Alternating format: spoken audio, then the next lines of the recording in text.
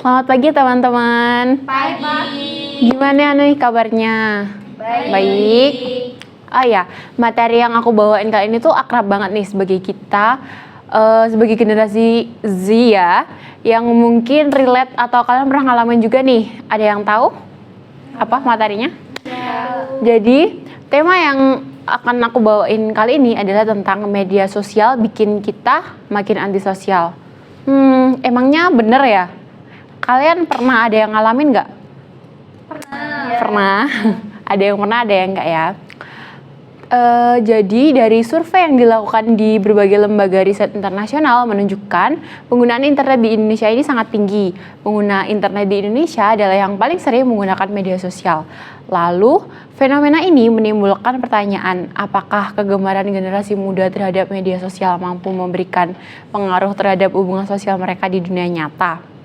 Karena seperti yang kita tahu, kalau media sosial telah menjadi bagian dari kehidupan kita sehari-hari. Bahkan media sosial tuh kayak makanan kita sehari-hari.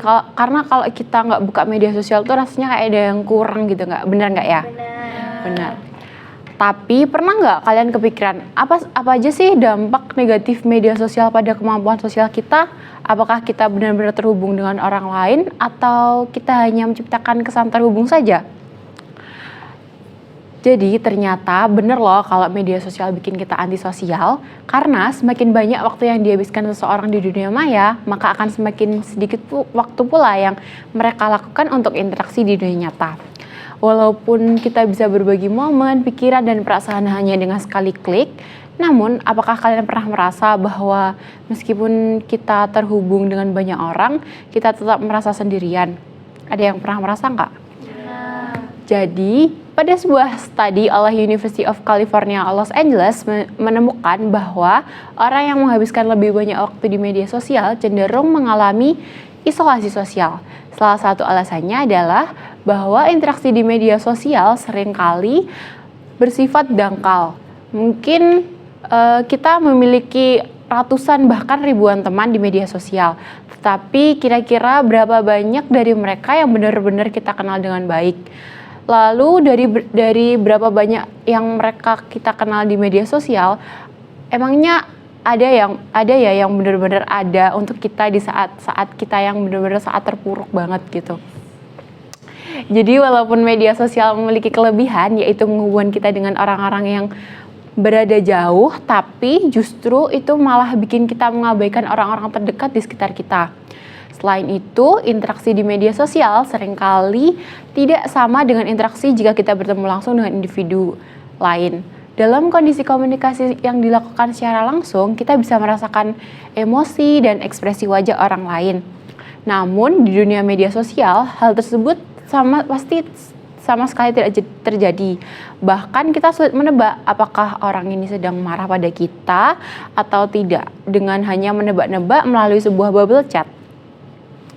Media sosial sendiri dapat menjadi sangat adiktif. Contoh nyata yang sering kita alami nih ya, yaitu saat kita menggunakan media sosial sebagai hiburan untuk kita. Namun, yang awalnya menjadi hiburan, lama-lama menjadi sesuatu yang bersifat adiktif. Bahkan banyak orang yang menghabiskan waktu berjam-jam scrolling tanpa tujuan yang jelas.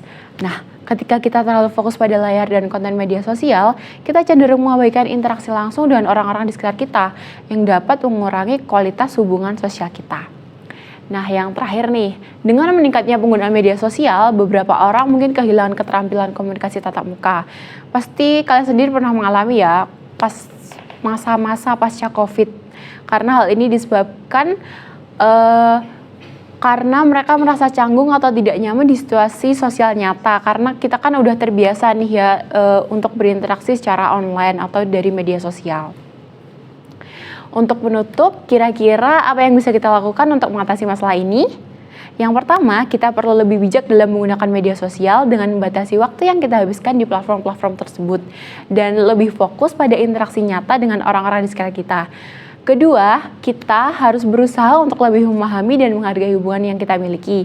Tidak hanya di dunia media sosial saja, tetapi juga di dunia nyata. Karena seharusnya media sosial hanya menjadi alat untuk memperkuat hubungan, bukan untuk mengisolasi kita. Jadi, mari kita gunakan Jadi mari kita gunakan teknologi ini untuk saling mendukung dan menciptakan koneksi yang lebih berarti.